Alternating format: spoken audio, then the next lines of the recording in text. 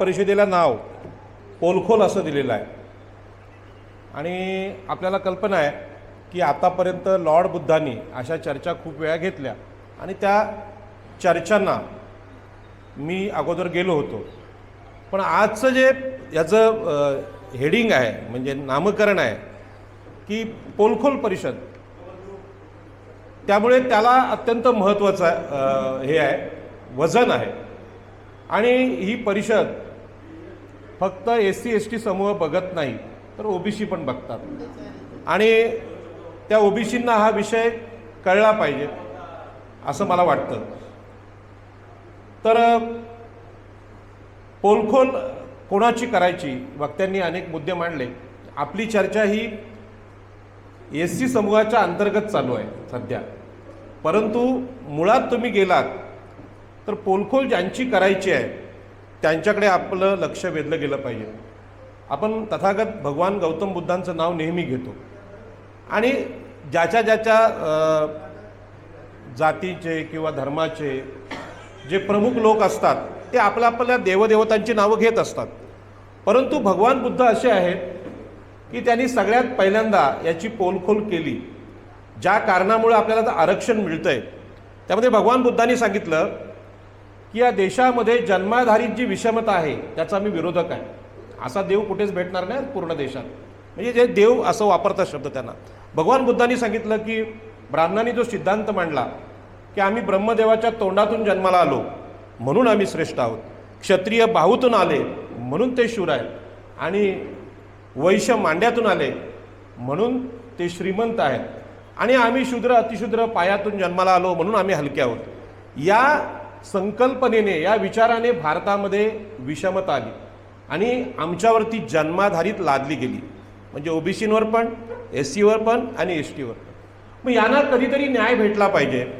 सगळी सत्ता संपत्ती या ब्राह्मण क्षत्रिय वैश्यांकडेच गेली आणि मग या SC ST OBCंना सुद्धा संधी भेटली पाहिजे म्हणून आरक्षणाची संकल्पना सामाजिक न्याय म्हणून आली.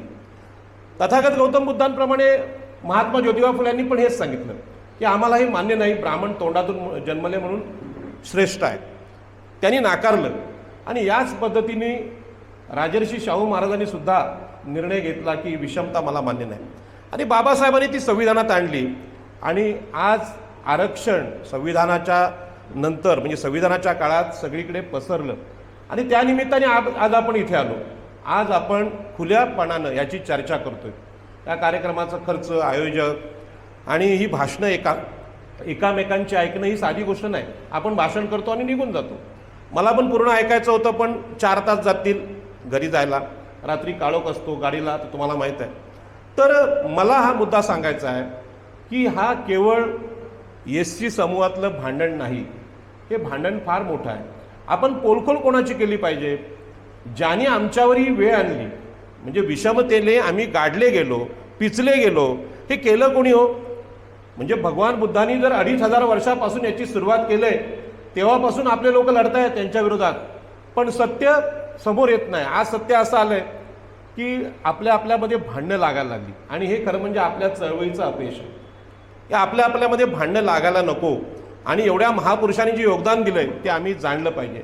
आणि म्हणूनच मी आपल्याला सांगेन की न्यायालय जसं आता पावसाचं वातावरण बदललंय, म्हणजे पावसाचं पडण्याचा प्रकारच बदललाय. हे आता या सरकारच्या काळात होते, का होते आपल्याला माहीत नाही. परंतु या चर्चेमध्ये एक विषय आला की हे जे उपवर्गीकरण आहे हे असंविधानिक आहे असं चिनई यांनी सांगितलं 2004ला. परंतु ते उपवर्गीकरण वैध आहे असं नंतरच्या 7 न्यायाधीशांच्या खंडपीठाने सुप्रीम कोर्टाने सांगितलं. मग हे नंतर सांगितलं, अगोदर सांगितलं ते पण सुप्रीम कोर्टाने सांगितलं, आता सांगितलं ते म्हणे संविधानिक आहे. म्हणजे काहीतरी बदलतंय.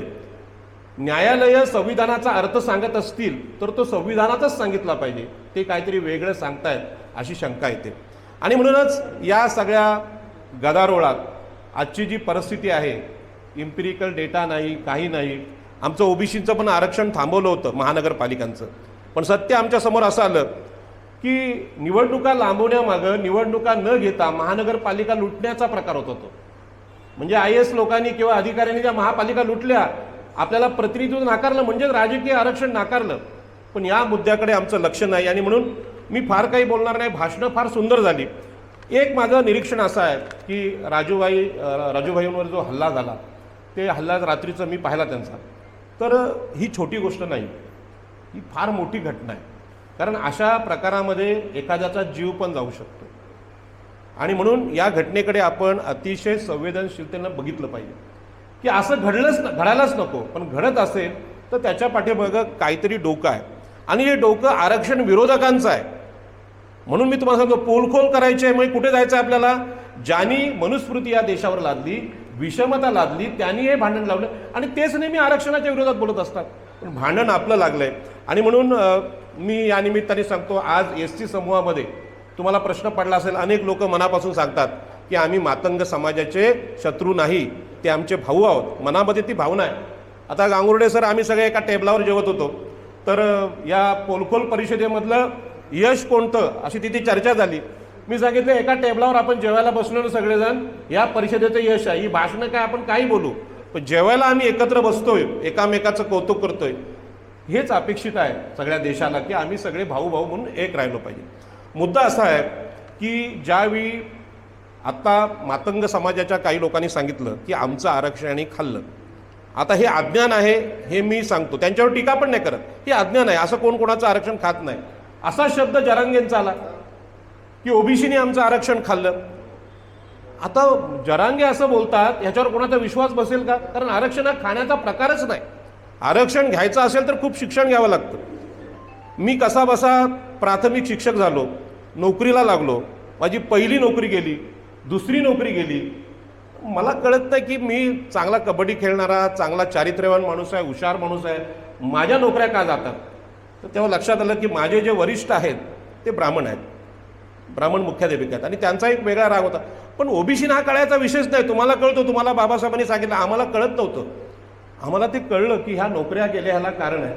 आता मगाशी मी एका सभेत बोललो, आता सुद्धा जे नोकरीतले लोक आपले आहेत, आरक्षणाने जे नोकरीला लागलेत, त्यांना अँटी करप्शन जास्त लक्ष ठेवून आहे, त्यांना जास्त सस्पेंड होत आहेत. नवी मुंबईत हे प्रकार घडलेत, सिडकोमध्ये घडलेत, MSEBमध्ये घडलेत. आपल्या लोकांना मुद्दामून टार्गेट केलं जातं. याचं कारण त्यांना पण माहीत नाही असं का होते. मला मुद्दा हा सांगायचा आहे की आज दोन भाऊ एकामेकांच्या विरोधात उभे राहिले, म्हणजे मातंग समाज आणि बौद्ध समाज, आणि ते खरोखर भाऊ आहेत. कारण मला असा कधीच अनुभव नाही आला हे कोणी वेगळे आहेत. तर आमचं आरक्षण खाल्लं या पाठीमागं अज्ञान आहेतच. आमचं आरक्षण कोणी खाल्ले हो? सुप्रीम कोर्टामध्ये सगळ्यात जास्त कोण बसलेला आहे? देशाच्या राजकीय सत्तेत कोण बसलेला आहे? कलेमध्ये कोण आहे? शिक्षणामध्ये कोण आहे? बँकिंगमध्ये कोण आहे? ज्यांनी आरक्षण खाल्लंय त्यांची पोलखोल आम्ही करतच नाही. आम्ही सांगतोय बौद्धांनी आरक्षण खाल्ले, जरांगे पाटील सांगतात काय ओबीसीने आरक्षण खाल्ले. आज माझं पण आडनाव पाटील आहे आणि मराठा आरक्षणाचा विषय यायच्या अगोदर आम्ही म्हणजे कोण कोण, न्यायमूर्ती PB सावंत, न्यायमूर्ती PB सावंत हे सेजच्या आंदोलनात आमचं नेतृत्व करत होते. न्यायमूर्ती कोळसे पाटील आमचे नेतृत्व करत होते. त्याचबरोबर पुरुषोत्तम खेडेकर, आम्ही त्यांना मानायचो एक चांगले कार्यकर्ते म्हणून. त्याचबरोबर प्रवीणदादा गायकवाड, हे सगळे महाराष्ट्राच्या चळवळीत होते. पण जेव्हा आरक्षणाचा मुद्दा आला तेव्हा मला ओबीसींची बाजू घ्यावी लागली आणि ती बाजू घेतली ती मी संविधानिक घेतली की ठीक आहे, तुम्ही आरक्षण मागताय पण तुम्ही सोशली बॅकवर्ड नाही, सामाजिकदृष्ट्या तुम्ही मागासलेले नाही, तुमचं शोषण कोणी केलंय? मग तुम्ही जर आरक्षण घेत असाल तर ते असंविधानिक आहे. ही भूमिका मी घेतली. माझा जेवढा अभ्यास होता तेवढा, कदाचित ती चुकीची असेल तो नंतरचा मुद्दा आहे. पण मला कळलं की मराठ्यांपेक्षा ओबीसी जास्त पिचलेले आहेत. अनेक लोकांना घरं पण नाहीत, घरांचे पत्ते पण नाहीत. लक्ष्मण माने साहेब आमचे सांगतात, पद्मश्री लक्ष्मण माने सांगतात त्या गोष्टी. म्हणजे सामाजिक शोषण आमचं खूप झालेलं आहे. म्हणून मला त्यावेळी भूमिका घ्यावी लागली. आज तुम्ही सुद्धा त्याच भूमिकेत आहात. आज बोलायचं कशी भीती वाटते. राजूभाऊंचं जे भांडण आहे ती याची भीती तीच आहे की आपण बोललं तर कोणाला राग येईल का. पण संविधानिक भूमिका आहे ती घेतली पाहिजे. आता राहिला मुद्दा SC समूहातल्या उपवर्गीकरणाचा. आपल्याला माहीत आहे की SC समूहाला जे आरक्षण भेटलंय ते अस्पृश्यतेमुळे भयानक आहे ते काम. म्हणजे आज कोणाला कसं मारतील सांगू शकत नाहीत आणि अनेक लोक त्यात मेलेले आहेत. आता आदिवासींना ॲट्रॉसिटीची तक्रार करणं पण जमत नाही. त्यांना ते कळतच नाही, त्यांना ते काय कशामुळे मारतात. हे लोक आम्हाला का ठार करतात, आमच्या जमिनी घरं का घेतात हे त्यांना कळत नाही. अशा परिस्थितीमध्ये माझी सुद्धा म्हणजे माझा खूप प्रॉब्लेम झाला होता मराठा आरक्षणाच्या आणि ओबीसीच्या लढ्यात. पण आम्ही स्पष्ट भूमिका घेतली की संविधानानुसार जे जे मागासवर्गीय आहे त्यांना आरक्षण भेटलं पाहिजे. पण जे महाराष्ट्राचं नेतृत्व करतात 12-12 म्हणजे एक डझन मुख्यमंत्री ज्यांचे झालेत, महसूल मंत्री झालेत, त्यांना मागासवर्गीय आम्ही कसं म्हणायचं हा मुद्दा होता. तर ही जी भांडणं लावतंय याच्या पाठीमागं कोणीतरी खरा माणूस आहे आणि त्याने आरक्षण खाल्ले. आणि म्हणून देवेंद्र फडणवीस ज्या तडफेने बोलले, काय बोलले की सुप्रीम कोर्टाचं ऐकायचं नाही का. विधानसभेतलं तुम्ही भाषण ऐकलं असेल, अगदी बोट दाखवून बोलले अरे सुप्रीम कोर्टाचं ऐकायचं नाही काय, सुप्रीम कोर्टाचं ऐकायचं नाही काय. पण सुप्रीम कोर्टाचं ऐकायचं नाही म्हणजे काय, म्हणजे एकदा सुप्रीम कोर्टाने निर्णय दिला 2004ला की वर्गीकरण जे आहे ते असंविधानिक आहे आणि आता काय सुप्रीम कोर्ट बोलतंय नाही ते संविधानिक आहे. असा काय बदल झाला या जातींमध्ये की त्यांनी लवकर निर्णय घेतला. बरं इम्पिरिकल डेटा नाही, काय नाही, काय नाही, काहीच नाही, आणि तरी पण त्यांना हे ज्ञान कसं झालं. त्याच्यामुळे आता प्रश्न असा येतो की भगवान बुद्धांचंच वचन मी सांगतो की भगवान बुद्धांनी सांगितलं, एखाद्या ग्रंथामध्ये सांगितलंय म्हणून खरं मानू नका, एखाद्या महान पुरुषांनी सांगितलंय, गुरुनी सांगितलंय म्हणून खरं मानू नका, लोकचळवळ आहे म्हणून खरं मानू नका, आणि मी सांगतोय म्हणून खरं मानू नका. तुमच्या विवेक बुद्धीला पटेल तेच खरं म्हणा. तर या पद्धतीने आपण गेलो तर सुप्रीम कोर्टाचा निकाल जो आहे याचं चिंतन आपल्याला करावं लागेल आणि ते चिंतन हे विवेकाच्या आधारावर केलं पाहिजे. आणि म्हणून एसटी समूहातल्या ज्या जाती आहेत ते आरक्षण एकट्याने घेणं अवघड आहे. अहो मला सुद्धा आरक्षण कळायला वयाची 35 वर्ष केली. मला 35व्या वर्षापर्यंत आरक्षण ओबीसी शब्दाचा अर्थ कळत नव्हता आणि तोपर्यंत तुम्ही किती हाल अपेष्टा भोगल्या असतील. म्हणजे आज या परिषदेमध्ये ओबीसी म्हणून मी उपस्थित आहे त्याचं कारण आहे की ओबीसी आज आरक्षण मागतात, पण ओबीसीनी एवढा छळ सोसलेला नाही तुमच्या एवढा. आम्ही पण सोसलाय, आता पण सोसतोय, पण तुमचं जे दुःख आहे ते फार मोठं आहे आणि या दुःखाला 2-2.5 हजार वर्षांची परंपरा आहे. भगवान बुद्धांनी त्याचे उघड केलेलं आहे आणि या देशामध्ये अशा प्रकारची पोलखोल आज होत नसल्यामुळे यांचं धाडस वाढलं. आणि म्हणून फडणवीस बोलतात अरे सुप्रीम कोर्टाचं ऐकणार का नाही का, सुप्रीम कोर्टाचं ऐकणार का. सुप्रीम कोर्टाने न्याय केला की नाही याच्यावर चर्चा करू शकतो आपण, आपल्याला तो अधिकार आहे आणि आपण याच्यावर चर्चा केली पाहिजे की एससी समूहातल्या ज्या छोट्या छोट्या जाती आहेत त्या एकट्या लढायला गेल्या तर त्यांना शक्य आहे का. मी खुलेपणाने सांगतो की मला आरक्षण शिकवलं बौद्ध बांधवांनी, आंबेडकरी चळवळीने मला आरक्षण शिकवलं. मला आरक्षण समजत नव्हतं कारण तोपर्यंत ओबीसींच्या डोक्यात असं बसवलं होतं की देशातलं सगळं आरक्षण बौद्धांनीच खाल्ले. आता छोटं झालं पण तेव्हा सगळे बोलायचे.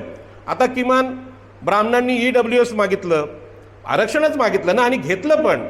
त्यामुळे त्यांनी काय नाकाने कांदे सोडण्याची गरज नाही. सगळ्या उच्चवर्णीयांनी आरक्षण घेतलं, EWS आरक्षण घेतलं. आणि आज ही जी तक्रार आहे आमचं आरक्षण खाल्लं, आमचं आरक्षण खाल्लं, याचा खरा हेतू आहे पोलखोलच करायची झाली तर जसं ओबीसी आणि मराठा जो वाद उभा केला त्या वादाला काहीच अर्थ नाही. जे सोशली बॅकवर्ड नाहीत त्यांना आरक्षणच नाही, स्पष्ट बोललं पाहिजे आपण. कारण आरक्षण हे शोषितांना आहे, ज्यांचं शोषण मनुस्मृतीने केले त्यांनाच आहे ते, बाकीच्यांना ते नाही आहे. राजकीय सत्ता असेल, जे धर्म असेल, अर्थ असेल, राज्य करणं, हे सगळे जे ताकद आहे ती उच्चवर्णीयांची आहे. आम्हाला ते कधी दिलंच नाही. भीमा कोरेगावच्या लढाईबद्दल मी जेव्हा बोलतो तेव्हा तेच सांगतो, आम्हाला शस्त्र देऊन तर बघा, मग या देशामध्ये शूर कोण क्षत्रिय कोण आम्ही सांगू. पण आम्हाला तुम्ही शस्त्रच देत नाही. शिवाजी महाराजांनी ते दिलं, आरमाराच्या रूपाने आम्हाला दिलं, रयतेच्या स्वराज्यामध्ये दिलं, पण तसं पाहिजे तसं दिलं नाही. पण या राजूभाऊंच्या मुळे मला खरोखर खूप काळजी वाटते. मी मातंग बांधवांना पण नम्र विनंती करतो आणि बौद्ध बांधवांना पण नम्र विनंती करतो की या भांडणाचे सूत्रधार तुम्ही ओळखा. आम्हाला शूद्र आणि अतिशूद्र हे शिव्या शाप दिले कोणी आणि यातून मुक्त होण्याचा अधिकार आमच्याकडेच ठेवलाच नाही. नाशिकला काही शंकराचार्य बसतात का? आहेत कोण शंकराचार्य? त्या शंकराचार्यांना विचारा कधीतरी मुक्त करून टाका आम्हाला. कोणी मुक्त करायला तयार नाही. अजूनही राम मंदिराच्या पेटीवर आमचा अधिकार नाही. ओबीसीनी तर जीव दिलेत, त्यामध्ये अनेक लोक मेलेत आमचे राम मंदिरासाठी, पण ट्रस्टीवर आम्ही नाही. आणि आज पैसे खाल्ले तर त्या चोरीची पोलखोल करायला कोणी तयार नाही. ती पोलखोल झाली पाहिजे. आणि याच पद्धतीनं तुम्हाला सांगतो की परवाची एक अत्यंत महत्त्वाची घटना आहे. त्या घटनेमध्ये कुडुकुलम तमिळनाडूमध्ये तिथलं जे देशाच्या अणुऊर्जा प्रकल्पातली जी गुपितं होती ती गुपितं रिलायन्सनी फोडली आणि देशाची संरक्षण व्यवस्था धोक्यात आली. त्याची पोलखोल कोणी करत नाही. तिकडे अदानीच्या पोर्टमध्ये मोठ्या प्रमाणात ड्रग्ज सापडतंय, करोड रुपयांचं सापडतंय, त्याच्यावर आम्ही कोण बोलत नाही. आणि म्हणून ही पोलखोल करायचीच झाली तर ज्यांनी आमच्यावर गुलामी लादली महात्मा फुल्यांच्या भाषेत त्यांची पोलखोल आम्ही केली पाहिजे. या घटनेतलं एक अत्यंत महत्त्वाची गोष्ट मी सांगतो. राजू भाऊंची जी घटना आहे ही सिरियसली घ्या, कारण अशा प्रकारच्या हल्ल्यातून मी गेलेलो आहे. मला पण मोठ्या पब्लिकनी मारलेलं आहे आणि मारल्यानंतर मला फुले शाहू आंबेडकर कळले, तोपर्यंत मला कळत नव्हतं. डॉक्टर बाबासाहेब आंबेडकरांचा तर इथे बाबासाहेब आंबेडकरांचा या अगोदरच्या वक्त्यांनी जे सांगितलं सगळं फार सुंदर बोलले, पण त्यामध्ये दोन मुद्दे आले. धनगर आणि हे आदिवासी यांचा वाद आला. तो वाद सुद्धा निरर्थक आहे. आदिवासी आहे, धनगर आहे. नाही, बरोबर आहे, पण कसं होतं, भांडण लावणं वेगळं, न्याय करणारे ज्यांनी आरक्षण नाकारलंय ते न्याय करू शकतात का? लोण्याचा गोळा आणि ते भांडण तुम्हाला माहीत असेल, बरोबर आहे ना? लोण्याचा गोळा असतो आणि मग इकडे जास्त झालं तिकडे झालं, ते न्याय करणारे नव्हेत. माझा मुद्दा तिथे आहे. याच पद्धतीनं ओबीसी मराठा वाद झाला. इच्छा नसताना आम्हाला जाहीरपणे बोलावं लागलं. म्हणून मी न्यायमूर्ती कोळशे पाटील, न्यायमूर्ती पी.बी. सावंतांची नावं घेतली. न्यायमूर्ती पी.बी. सावंतांनी सांगितलं की आरक्षणाला समतेचा आधार आहे. आरक्षण म्हणजे सवलत नाही. समतेचं तत्व हे संविधानिक तत्व आहे. ती संविधानाचा त्याला आधार आहे, ती सवलत वगैरे नाही. आणि म्हणून त्यांनी सांगितलं की मराठा बांधवांना आरक्षण देता येणार नाही, कारण तुम्ही कुठल्याच अर्थाने महाराष्ट्राच्या भूमीत मागे नाही, तुम्ही पुढारलेले आहात. हे पी.बी. सावंतांनी सांगितलं. तरीसुद्धा आम्ही भूमिका घेतली की ओबीसींचं आरक्षण हे वाचलं पाहिजे आणि त्यासाठी न्यायालयीन लढाई वगैरे सगळी केली. मुद्दा असा आहे, आताच्या भांडणामध्ये, दादा 2 मिनिटं शांत बसा, आताच्या भांडणामध्ये सत्य कोणी सांगत नाही. त्यामुळे समस्त मागासवर्गीय लोकांना काय वाटतं की खरोखर बौद्धांनी आरक्षण खाल्लंय, त्यांच्या IAS जास्त आहेत, त्यांच्या IPS जास्त आहेत, ते चांगले कपडे घालून मोठ्या हुद्द्यावर आहेत, आणि कसं काय झालं? आणि अगोदरच मनुस्मृतीने सांगितलंय हे वर कसे आले, हे खालीच राहिले पाहिजे, हे सगळ्यांच्या डोक्यात बसलेलं आहे. आणि मग असं हे काढणं काळाची गरज आहे. मला लक्ष तिकडे वेधायचं आहे महाराष्ट्रामध्ये की मातंग आणि बौद्ध समाजामध्ये अजिबात भांडण झालं नाही पाहिजे.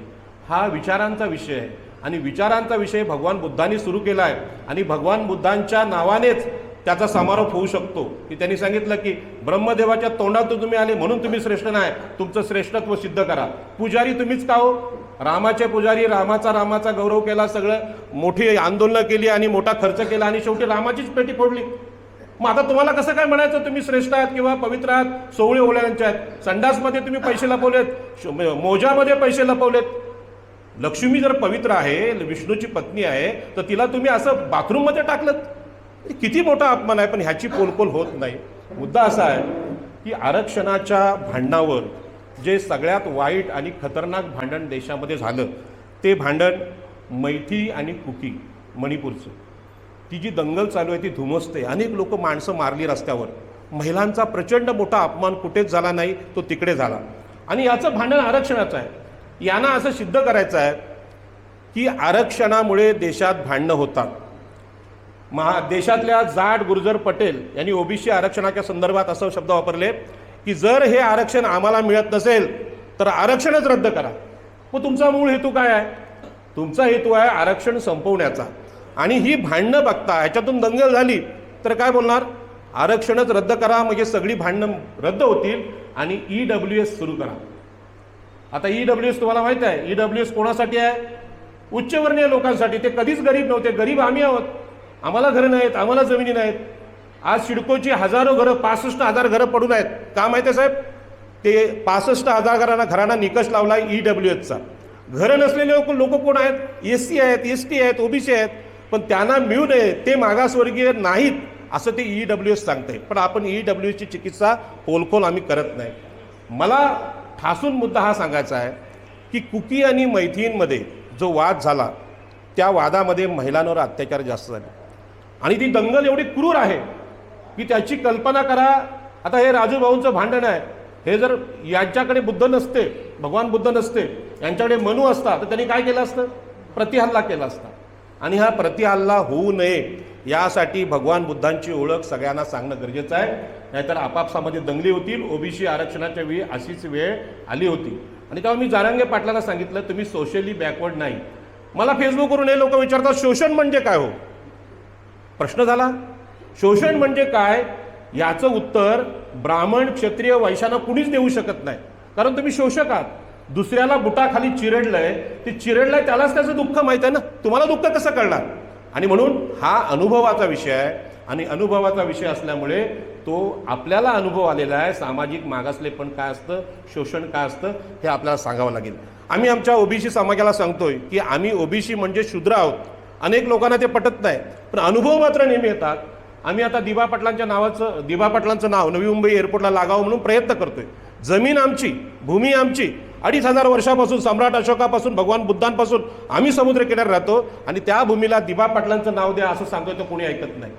बाजूला अटल बिहारी वाजपेयींचं शिवडी नावा ब्रिजला नाव लागलं न बघता, पंडित जवाहरलाल नेहरूंचं नाव लागलं JNPT पोर्टला, जे पोर्ट आमचं, शिवाजी महाराजांच्या आरमाराचे सैनिक आम्ही, सम्राट अशोकापासून लढणारे आम्ही. नेहरूंचा आणि पाण्याचा काय संबंध होता? अटल बिहारी वाजपेयींचा काय संबंध होता समुद्राशी? पण त्यांची नावं लागली.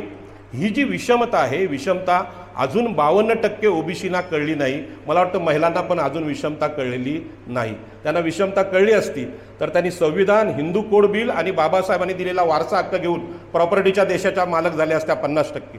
पण त्यांना असं वाटतं की संतोषी माता आणि महालक्ष्मी आम्हाला न्याय देईल, आणि मग तिकडे महिला मोठ्या प्रमाणात आहेत, आपल्याकडे नाहीत. पण संविधान तुम्हाला न्याय देऊ शकतं, ही गोष्ट आम्ही 50% महिलांपर्यंत अजूनही पोहोचवलेली नाही.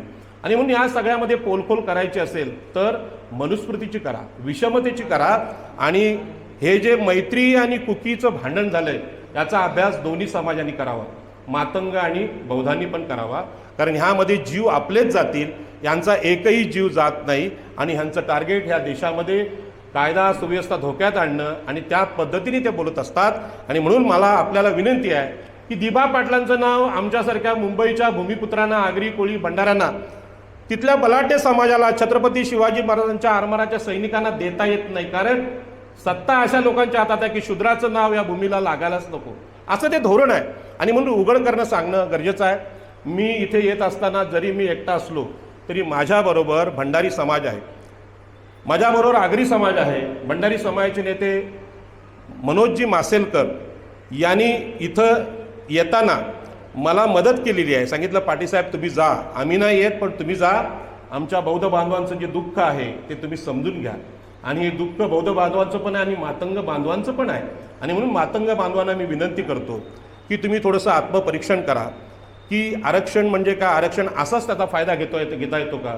मला शिक्षक होऊन नोकरी मिळून सुद्धा नोकरीचं सुख वाटायला आलं नाही, कारण तिथे झारीतले शुक्राचार्य बसलेले आहेत, म्हणजे तुम्हाला अडवणारे लोक बसलेले आहेत. तुम्हाला नीट परीक्षेमध्ये आपल्या विद्यार्थ्यांना नापास करणारे, मूर्ख बनवणारे लोक बसलेत. 22-23 लाख विद्यार्थ्यांच्या आयुष्याचं वाटोळं केलं आणि अनेक लोकांनी आत्महत्या केल्या, आणि त्यासाठी ते वांगचूक तिथे उपोषणाला बसले. तर त्यांना सुद्धा उचलून नेलं. जे मूळ सत्य, पोलखोल जे आहे तिथेच राहिली. हे झाले कशामुळे? परीक्षेमध्ये गोळ केल्या, पेपर फोडल्यामुळे. त्याच्यावर कोणी बोलतच नाही. राम मंदिरातल्या चोरीवर कोणी बोलायला तयार नाहीत. आम्ही चिंतन कशावर करतोय की मातंग आम्हाला काय बोलतात आणि बौद्ध मातंगांना काय बोलतात. मुळात हे भांडणच नाही, हे आमचं एका ताटातलं भांडण. जसे आम्ही मगाशी एकत्र जेवलो तसंच आम्ही आहोत. आम्ही एकत्र जेवलो पाहिजे की कळेल आपण भाऊ आहोत. आपल्या ताटात तेच आहे जे आपल्या वाट्याला आहे. आमच्याकडे अजूनही तूप आलेलं नाही, पुरणपोळे आलेले नाहीत. जसे मुख्यमंत्री गुपगुपीत झालेत तसे अजून आपण झालेलं नाही, कारण आम्ही 1000 वर्ष उपाशी आहोत. या उपाशी लोकांची व्यथा, तो प्रश्न मांडण्याचं काम आरक्षण या सामाजिक न्यायाने झाले. मी पुन्हा एकदा PB सावंत जे होते सुप्रीम कोर्टाचे न्यायमूर्ती, मराठा समाजी, त्यांना धन्यवाद देतो. त्यांनी मराठा समाजाचे असून त्यावेळी सांगितलं की सोशली बॅकवर्ड नाही त्याला आरक्षण मिळू शकत नाही. असं बोलणारे लोक फार कमी आहेत. आणि म्हणून हे जे उपवर्गीकरण आहे, हे उपवर्गीकरण म्हणजे आरक्षण संपवण्याचा प्रकार आहे. कारण आरक्षण घेण्यासाठी सुद्धा ह्या बलाढ्य उच्चवर्णीयांसोबत एकत्र लढावं लागेल. साहेब तुम्ही या कार्यक्रमाला पैसे कुठून आणले, हा कार्यक्रम इतका सुंदर कसा केला, हा प्रश्न पण आपल्या लोकांना पडला पाहिजे. कारण राम मंदिराची पेटी अजून तुमच्याकडे नसेल आली, येणारच नाही, का त्यांना इंटरेस्ट नाही तिकडे. आणि म्हणून बाबासाहेबांनी इथे जे आंदोलन केलं तसं आंदोलन आम्ही अलिबागमध्ये पण केलं होतं, रामेश्वर मंदिराच्या प्रवेशातलं. बाबासाहेबांनी नाशिकमध्ये जशी आंदोलनं केली तशी रायगड जिल्ह्यात कुळ कायदा, पाणी हक्क, जंगल सत्याग्रह सगळी आंदोलन केली. आमची रायगड भूमीसुद्धा बाबासाहेबांची आहे. आणि म्हणून आपल्याला या विषयामध्ये राष्ट्रीय चर्चा घडवून आणायला लागेल. आणि त्या चर्चेचा रोख देशाच्या एकूण जमिनी देशाची एकूण बंदरं अदानीच्या नावावर कशी होत आहेत? तिथे आरक्षण नाही, तिथे SC ST OBCचा वाटा नाही, तिथे अदानीचा वाटा आहे. सेस प्रकल्प फक्त रिलायन्सला द्यायचा का? आमच्यामध्ये कोणी कांबळे, भोईर, पाटील कोणी उद्योगपती नाही का? आम्ही आमची मागणी नीट केली पाहिजे. केवळ शिक्षण आणि नोकऱ्यातलं आरक्षण पुरेसं नाही. आम्हाला या देशातल्या जमिनीचा वाटा, पाण्याचा वाटा, साखर कारखान्याचा वाटा, सगळे वाटे आम्हाला पण आमच्या लोकसंख्येच्या प्रमाणात मिळाले पाहिजेत. आम्ही जरी शूद्र म्हणून जन्म घेतला असला, बाबासाहेबांनी सांगितलं, आम्ही तसं मरणार नाही. भगवान बुद्धांच्या समतेचा न्याय या देशाला शिकवूनच आणि तो जगाला शिकवूनच आम्ही मोठे होणार आहोत. आणि म्हणून कधीतरी आपण यामध्ये भगवान बुद्ध, महात्मा ज्योतिबा फुले यांनी ज्या गोष्टी सांगितल्यात, राजर्षी शाहू महाराज यांना सांगितल्या पाहिजे. म्हणून आम्ही जरांगे पाटलांना पण प्रश्न विचारला होता तेव्हा, की तुम्ही आरक्षण मागताय ना, मग बाबासाहेबांचा फोटो कुठे आहे? राजर्षी शाहू महाराजांचा फोटो कुठे आहे? म्हणजे तिथे पोलखोल होते. ही लढाई आरक्षणाची नाही, ही आरक्षणाला बदनाम करण्याची गोष्ट आहे. आणि म्हणून इथे सुद्धा तोच प्रकार आहे की आरक्षणावर खूप दंगली होतात, भांडणं होतात. पोलीस आणि गृह विभाग रिपोर्ट देईल आता यांचा की हे भांडण होऊ नये म्हणून आपण काय करू, हे बंदच करून टाकू, आरक्षणच नको, कशाला उपवर्गीकरण पाहिजे, कशाला तुकडे पाहिजेत, रद्दच करा. आता स्त्रियांच्या बाबतीत असं झालं आहे की वारसा हक्काने बहिणींना अधिकार मिळायला लागले. आमच्याकडे आता बघा, दिबा पाटलांनी जे आंदोलन केलं त्यामुळे जमिनीला गुंठ्याला शिडकोचा मार्ग विकण्याचा रेट जमिनीचा 7 कोटी रुपये आला आहे 1 गुंठ्याला. आता एका घरामध्ये ताई 20 गुंठे जागा आली, म्हणजे बहिणीला 20 गुंठे, बहिणीला 10 गुंठे आणि भावाला 10 गुंठे. मग भाऊ बोलतो बहिणीला, ताई तुला मी भाऊबीज करतो, ताई तुला मी सगळं ओवाळणी करतो.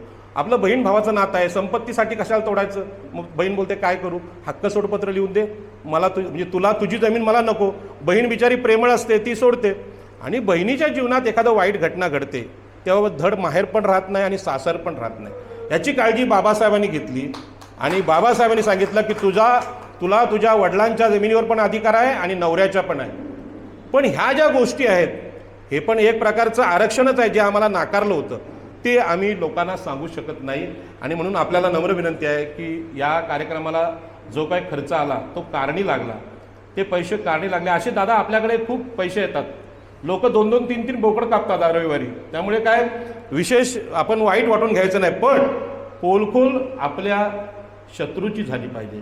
पोलखोल ज्यांनी आम्हाला हजारो वर्ष लुटले त्यांची झाली पाहिजे. पोलखोल ज्यांनी आमच्यावर शोषण आणि मनुस्मृती आजही लादलेली आहे. ते मंदिरातले पैसे चोरले तर ते बोलतात हिंदूंचे पैसे चोरले. तुम्ही कोण बोलणार आहे? कोणाला झोप आली? हां, मला माहीत आहे तुम्हाला त्रास होतोय, पण हे एक ओबीसीचं मत आहे. या उपवर्गीकरणावरचं ओबीसींचं मत आहे. ओबीसींना बोलायची संधी ओबीसींमध्ये नाही, ते ह्याची पोलखोल करू शकणार नाहीत. कारण त्यांना माहीत आहे विधानसभा, लोकसभा इथूनच मिळणार आहे. दादानी मला शुभेच्छा दिल्या. तुमच्या माहितीसाठी सांगतो, ब्राह्मण, क्षत्रिय, वैश्य यांचे राजकीय पक्ष आत्ता मला तिथं पक्षात घ्यायला तयार आहेत. तुम्हाला पाहिजे ते पद द्यायला तयार आहेत. पण मी पहिली निवडणूक लढलो वंचित बहुजन आघाडी बाळासाहेबांच्या सोबत शिवाजी पार्कला. दुसरी निवडणूक लढलो बहुजन समाज पार्टी, कारण हे दोन्ही बाबासाहेबांच्या विचारांचे पक्ष आहेत. आणि बाबासाहेबांचा विचार मोठा करणं आपल्याकडे आहेत ना गटतट. आता मला कोणीच नाही तिकीट दिलं तिसऱ्या वेळेस, कुठले तरी तुमच्या पार्टीतून लढेल मी, मला काही नाही, फक्त बाबासाहेबांचा विचार तिथे पाहिजे. हे आम्ही सातत्याने लक्षात ठेवलं पाहिजे. आणि साहेब, हा प्रश्न छोटा नाही, हा राष्ट्रीय प्रश्न आहे. आणि म्हणून सन्माननीय पंतप्रधान नरेंद्र मोदी असतील, अमित शहा असतील, देवेंद्र फडणवीस असतील, त्यांना माझी विनंती आहे की तुम्ही तुमचे सरसंघचालक मोहन भागवत यांनी मान्य केलं की 5000 वर्ष पंडित लोकांनी या देशाचं शोषण केलं. हे मान्य केलं ना, मग शोषणाच्या पासून पापमुक्ती म्हणून आरक्षण आहे. मग कशाला भांडणं लावताय आमच्यामध्ये? आता देऊन टाका. कारण आता लोकांना जास्त वेळ मूर्ख बनवता येणार नाही, लोकांना वेडं बनवता येणार आहे. लोक शाणे झाले. पूर्वी घरात बोलायचे, पण आज लॉर्ड बुद्धासारखी चॅनल संपूर्ण देशात हे दाखवतात. ठीक आहे, आमच्याकडे माणसं कमी असतील, पण हे सगळा देश बघतोय. आणि तुम्हाला पण सांगतो की पत्रकारांना आपण रिस्पेक्ट दिला पाहिजे. मला माहीत नव्हतं की बाबा इथे काय आहे, पण आमचे सुनील सर्वदेना पण मी सांगितलं तुम्ही पण कॅमेरे घेऊन या, आपल्याकडे मोबाईल आहेत, हे मोबाईलमध्ये दाखवा. मी तुमचा जास्त वेळ घेतला याची मनापासून माफी मागतो. पण हे पण सांगतो की तुम्ही हा विषय बौद्ध बांधवांना माझी नम्र विनंती आहे, देशाच्या सगळ्या जनतेला गुलामीतून मुक्त करणारे बौद्ध बांधवच आहेत.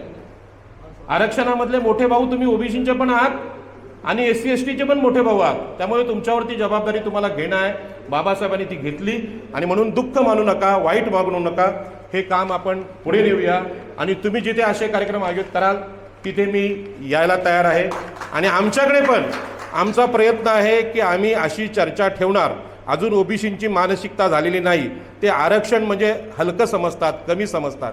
पण आरक्षण आता ब्राह्मणांनी पण मागितलं, EWS मराठ्यांनी पण मागितलं. त्यामुळे आरक्षण ही छोटी गोष्ट राहिलेली नाही. आरक्षणाचं महत्त्व नंबर 1चं झालेलं आहे, हे सगळ्यांना कळलं आहे. म्हणून पुन्हा एकदा मी सगळ्यांची माफी मागतो आणि जरा लवकर जातो, काळोख व्हायच्या वाद लांब व्हायचं. पुन्हा एकदा धन्यवाद. आणि आपण जी चर्चा पहिल्यापासून करताय, माझ्यासारख्या ओबीसीला इथे यायला वेळ झाला, पण हे ओबीसी हळूहळू आपल्या नेतृत्वाखाली एक होतील. उद्याचे यांनी जरी बोलले सत्ताधारी राजाराम पाटील होतील, तुम्ही सत्ताधारी आहात उद्याच्या देशाच्या. मोदींच्या नंतर सत्ता आपलीच आहे, काही शंका नाही. धन्यवाद.